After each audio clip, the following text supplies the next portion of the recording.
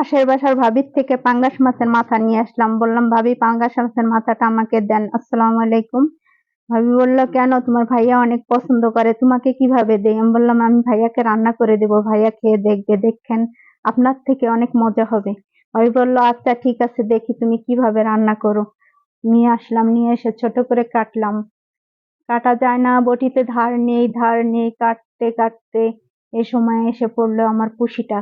পুষিটাকে খাইয়ে দিতে পারলাম না। আমি আনছি মানুষের থেকে, আমি কিভাবে পুষিকে খাওয়াইতে পারলাম না। আমি সুন্দর করে কেটে ধুয়ে নিয়ে প্রথমে কড়াইতে পেঁয়াজ দিলাম। পেঁয়াজ বাদামি রং হওয়া পর্যন্ত ভাজতে থাকি।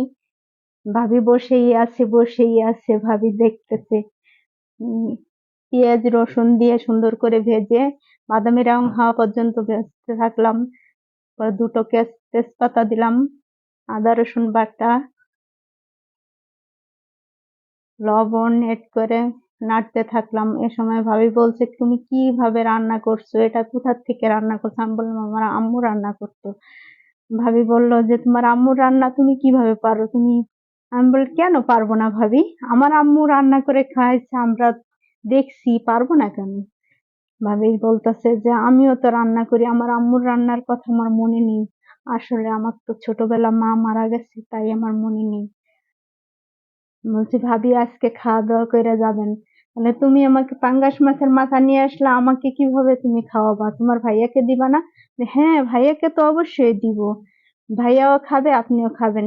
এ সময় চলে আসলো আমার এক বোন। একটা মাথা বলেন তো কিভাবে সবাই মিলে খাই। ভাইয়াকে দিলাম এক এক প্লেটে। ভাইয়া বলছে যে, অনেক মজা হয়েছে, আর আছে? আমি বলছি, না, আমার বোন আসছে তো, তাই আপনাদেরকে অল্প দিয়েছি। ভাইয়া বলছে যে, আবার পাঙ্গাস মাছ আনলে তুমি অবশ্যই ভাবিকে দিবা, ভাবি আমাকে রান্না করে দিবে। ভাবি বলতেছে, আমি এতকাল রান্না করে দিলাম, তোমার পছন্দ হয় না, এখন ভাবিরটা পছন্দ। আচ্ছা, তুমি ভাবির বাসায় যাও, ভাবির ওখানে খাওয়া দাওয়া করো। আমি বলছি যে, হ্যাঁ হ্যাঁ হ্যাঁ, ভাইয়াকে খাওয়াতে সমস্যা। ভিডিওটি ভালো লাগলে লাইক কমেন্ট